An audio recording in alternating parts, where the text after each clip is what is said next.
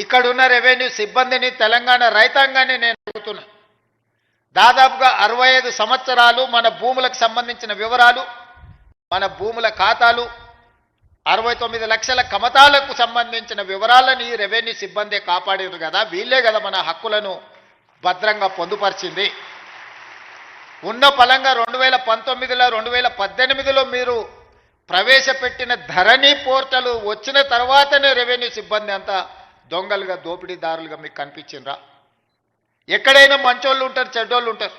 సమాజంలో 2%, 3%, 5%, 10%, అది రెవెన్యూ కావచ్చు, పంచాయతీరాజ్ కావచ్చు, ఇతర ఏ శాఖలో కావచ్చు, రాజకీయాలలో కావచ్చు, కొంతమంది చెడ్డవాళ్ళు ఉండొచ్చు. అంత మాత్రాన మొత్తం వ్యవస్థనే మనం తప్పుపడతామా? చెడ్డవాళ్ళుగా ఉన్న వాళ్ళని శిక్షించుకుంటూ వాళ్ళ అవకాశాలు తగ్గించుకుంటూ శాఖలను ప్రక్షాళన చేసుకుంటూ ముందుకు వెళ్ళాలి. ఇంట్లో ఒకవేళ ఎలక దూరితే ఇల్లు తగలబెట్టుకోము కదా, పొగబెట్టి ఆ ఎలకను పట్టుకునే ప్రయత్నం చేయాలి తప్ప ఇల్లు తగలబెట్టుకునే విధానం ఎక్కడైనా మనం చూసినామా? మరి గత ప్రభుత్వం మిమ్మల్ని దోషులుగా, మిమ్మల్ని బూచీగా చూపించి చట్టాలను మార్చి, ఆ చట్టాలను కొద్దిమందికే చుట్టాలుగా మార్చి వేలాది ఎకరాలను కొల్లగొట్టే ప్రయత్నం జరిగిన మాట వాస్తవం కాదా?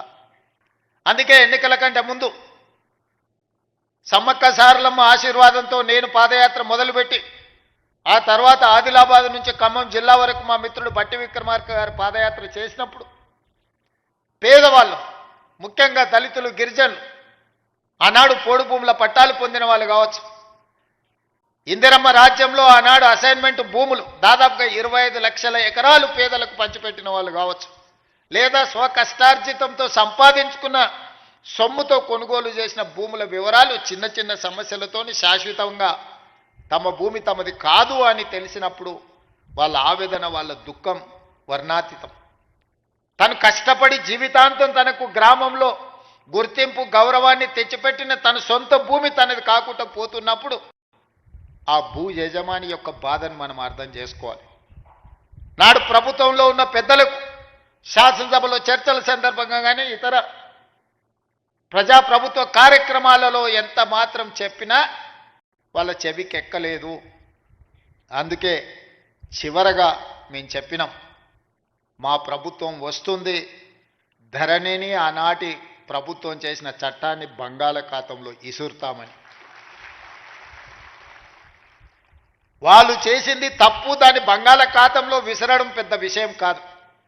ఈనాడు మనం చేస్తున్న చట్టం పేదలకు చుట్టాలుగా ఉండాలి, పేదవాడి సమస్యని పరిష్కరించాలి, పేదవాడికి అనుకూలంగా సరళంగా ఉండాలి. దాన్ని అమలు చేసే రెవెన్యూ సిబ్బంది కూడా దీని పట్ల అవగాహన పెంపొందించుకొని దాన్ని అమలు చేయాలన్న ఆలోచనతోనే నిరంతరం కమిటీలను కోదండరెడ్డి గారి నేతృత్వంలో రేమండ్ పీటర్ గారిని, సునీల్ని, చాలామంది సిబ్బందిని, అనుభవజ్ఞులను, ఐఏఎస్లను పెట్టి ఈ చట్టాలను వివిధ రాష్ట్రాలలో ఉన్న వాటిని కూడా పరిశీలించి ఆనాడు నిజాం పాలన నుంచి ప్రజాస్వామ్య ప్రభుత్వంలోకి వచ్చిన తర్వాత కూడా జరిగిన మార్పులు, చేర్పులను, చట్టాలను నిశితంగా పరిశీలించి వాటన్నిటిని కూడా ఒక అవగాహన కల్పించుకొని ఈరోజు నూతన ROR యాక్ట్ను ఈరోజు మనము తీసుకురావడం జరిగింది.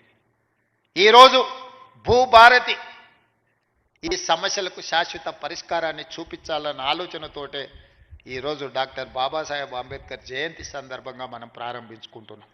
దీనికి సంబంధించి వివిధ సందర్భాలలో ప్రజలను సంప్రదించి ప్రజాభిప్రాయాన్ని సేకరించి ప్రజల నుంచి వచ్చిన సమాచారాన్ని క్రోడీకరించి ఈరోజు చట్టాలను తయారు చేసి ఈ చట్టాలు ప్రజలకి శాశ్వత పరిష్కారాన్ని చూపించాలన్న ఆలోచనతో మా ప్రభుత్వం ఈరోజు ప్రజలకు అంకితం చేస్తుంది.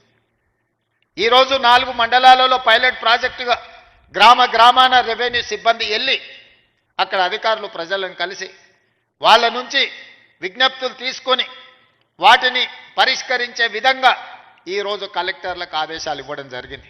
మొదటి విడతగా పైలట్ ప్రాజెక్ట్ కింద 4 మండలాలతో కార్యక్రమాన్ని చేపట్టి తద్వారా మనకు వచ్చిన ఫీడ్బ్యాక్ను తీసుకొని ప్రతి జిల్లాలో కలెక్టర్ ఒక్కొక్క మండలాన్ని మళ్ళీ ఆ తర్వాత తీసుకొని ఆ మండలాలలో కూడా ఈ కార్యక్రమాలను చేపట్టి ప్రజల నుంచి సమాచారం తీసుకున్న తర్వాత అన్ని మండలాలల్లో ఈరోజు కలెక్టర్లకు స్పష్టంగా ఆదేశాలు ఇచ్చిన ప్రతి మండలంలో రెవెన్యూ అవగాహన సదస్సులు పెట్టడమే కాకుండా ప్రతి గ్రామంలో రెవెన్యూ సదస్సులను నిర్వహించి రైతుల నుంచి సమస్యలను తెలుసుకొని విజ్ఞప్తులను తీసుకొని వాటిని శాశ్వతంగా పరిష్కరించి వివాదం లేని తెలంగాణగా వివాదరహిత భూ విధానాన్ని తెలంగాణలో తీసుకురావాలన్న ఆలోచనతోని మా ప్రభుత్వం ఒక సంకల్పంతో ముందుకు వెళ్తుంది.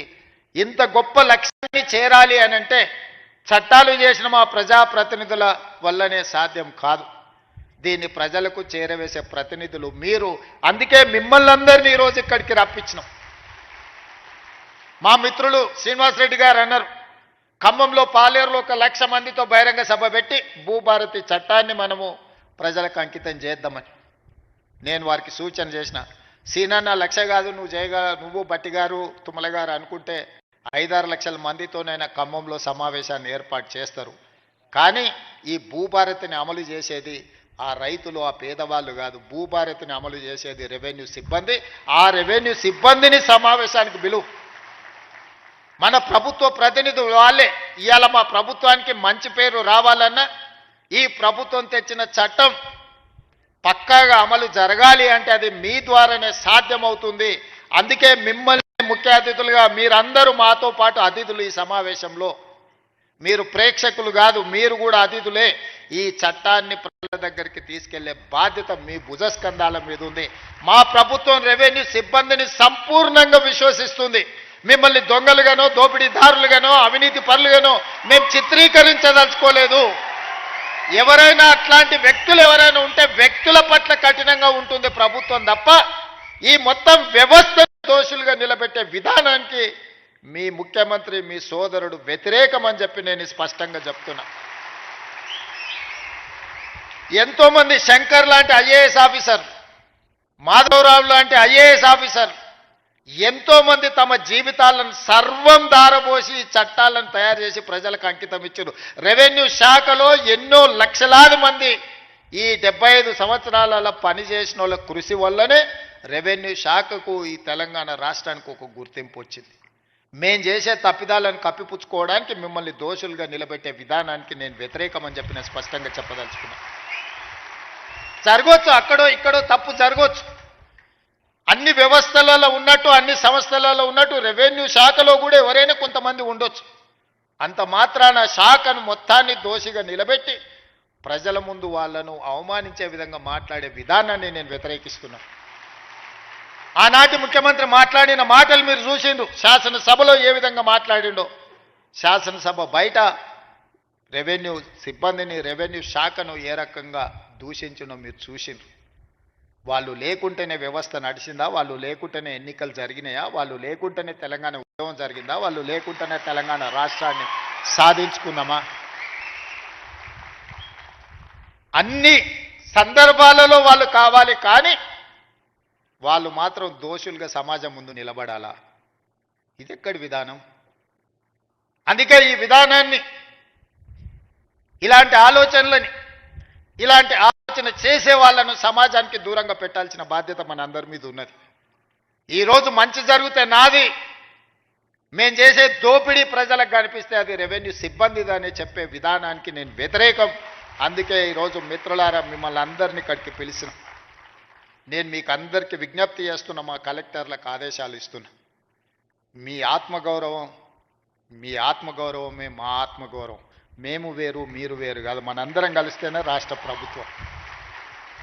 మేము చట్టాలు చేస్తాం, ఆ చట్టాలను మీరు అమలు చేస్తారు. ఈ రెండిట్లల్లో రెండు వేరు వేరు కాదు. ఒక మనిషికి 2 కళ్ళు ఎంత ముఖ్యమో తెలంగాణలో ఉన్న 69 లక్షల రైతులకు రాష్ట్ర ప్రభుత్వము రెవెన్యూ సిబ్బంది 2 కళ్ళ లాంటి వాళ్ళు. ఈ 2 కళ్ళు సరిగ్గా ఉన్నప్పుడే సమాజాన్ని మనం చూడగలుగుతాం, ఈ సమాజానికి మేలు చేయగలుగుతాం. అందుకే గ్రామాన వెళ్ళండి. ఏదైతే మన ప్రతిష్టకు భంగం కలిగిందో, మనల్ని అనుమానించే విధంగా, మనల్ని సమాజంలో దోషులుగా నిలబెట్టే ఆలోచన విధానాన్ని ఈరోజు ప్రక్షాళన చేయాలి, కడగాల్సిన అవసరం ఉన్నది. ఆ ప్రజల దగ్గరికి వెళ్ళి ప్రజా దర్బార్లు నిర్వహించి రెవెన్యూ సదస్సుల ద్వారా ప్రజల సమస్యలు తెలుసుకొని ఎవరి భూమి వాళ్లకు పక్కాగా లెక్క ప్రకారం లెక్క రాద్దాం. ఈరోజు కొత్త విధానాన్ని తీసుకొచ్చినాం. ఆధార్ కార్డు ప్రతి ఒక్కరికి గుర్తింపుగా ఈరోజు ఆధార్ కార్డు తీసుకొచ్చినాం. ఈరోజు భూమికి భూదారు తీసుకొస్తున్నాం. ఆధారు మనిషికి ఎట్లా గుర్తింపో భూమికి కూడా భూదారు నెంబర్ ఇచ్చి ప్రతి కమతానికి ఒక ప్రత్యేకమైన నెంబర్ ఇచ్చి ఆ భూమి యొక్క వివరాలన్నిటి కూడా అందులో పొందుపరిచే విధానాన్ని తెచ్చుకుందాం. ఇంత సాంకేతిక విప్లవం ఉన్నప్పుడు అదో పెద్ద సమస్యనా? ప్రతి భూమిని మెజర్మెంట్ చేసి సరిహద్దులు నిర్ణయించి ఇండ్ల ప్లాట్లకు చేస్తలేమా? ఇండ్ల ప్లాట్లకు సరిహద్దులు నిర్ణయించినప్పుడు భూమి కొలతలతో పక్కాగా రిజిస్ట్రేషన్ చేసుకోగలిగినప్పుడు వ్యవసాయ భూమిని కూడా పక్కాగా కొలిసి దానికి సరిహద్దులు నిర్ణయించడం పెద్ద సమస్యన? మన రెవెన్యూ సిబ్బంది చేయలేరా ఈ పని? దీన్ని మనకు అసాధ్యమా? తెలంగాణ రాష్ట్రం సాధించిన రెవెన్యూ సిబ్బందికి భూమి హద్దులు నిర్ణయించేది తెలంగాణ రాష్ట్ర హద్దులే నిర్ణయించగలిగిన రెవెన్యూ శాఖ సిబ్బంది భూమి యొక్క హద్దుల్ని నిర్ణయించడంలో పెద్ద సమస్య ఏముంటుందని నేను అడుగుతున్నా. అందుకే రాబోయే రోజుల్లో ప్రతి భూమిని పక్కాగా కొలతలేసి హద్దులు నిర్ణయించి దానికి సంబంధించిన రిజిస్ట్రేషన్ డాక్యుమెంట్ చేసి భవిష్యత్తులో ఎలాంటి సమస్యలకు తావు లేకుండా ఎలాంటి వివాదాలకు చోటు లేకుండా మన చట్టాన్ని బలోపేతం చేసుకుందాం. కొంతమంది వ్యక్తులు దురుద్దేశంతో ఈ రెవెన్యూ శాఖ మీద సృష్టించిన అపోహలను తొలగించుకునే బాధ్యత మన అందరి మీద ఉన్నది. మీలో ఒకటిగా నేను మాటిస్తున్నా, మనం ఏ తప్పు చేయొద్దు. చట్టాలను పకడ్బందీగా అమలు చేద్దాం. చట్టాలు చేయడమే కాదు, అమలు చేసే విధానంలోనే అసలు ఫలితాలు ఉన్నాయి. తప్పకుండా నాకు సంపూర్ణమైన విశ్వాసం కలిగింది. ఇక్కడున్న సిబ్బందే కాదు, దాదాపుగా రైతు వేదికలలో కొన్ని వేలాది లక్షలాది మంది రైతులు చూస్తున్నారు గ్రామాలల్లో. మళ్ళీ మనం ఏ గ్రామానికి వెళ్ళినా మనకు వాళ్ళు ఇంత భోజనం పెట్టి ఆ ఊరిలో ఉండే సమస్య చెప్పుకునే విధంగా మనల్ని రెవెన్యూ సిబ్బందిని రైతు బాంధవులు వచ్చిండ్రు మా సమస్యను పరిష్కరిస్తానని మనల్ని గౌరవించే విధంగా ఈరోజు మనం చర్యలు చేపట్టాలని, ఇంత ఆలస్యమైన ఇంత ఎదురు చూసి ఈ చట్టాన్ని ఈరోజు మీరు తీసుకెళ్తున్నారు. ఈ సందేశాన్ని గ్రామాలకు తీసుకెళ్ళండి.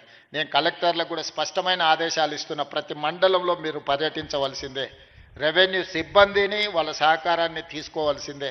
వాళ్ళందరూ కూడా గ్రామీణ స్థాయిలో క్షేత్రస్థాయిలో అనుభవం ఉన్నవాళ్ళు, అవగాహన ఉన్నవాళ్ళు, వాళ్ళందరితో కూడా సహకారం తీసుకొని ఈ చట్టాన్ని అమలు చేయవలసిందిగా కోరుకుంటూ మీ అందరి దగ్గర సెలవు తీసుకుంటున్న ధన్యవాదాలు మిత్రులారా.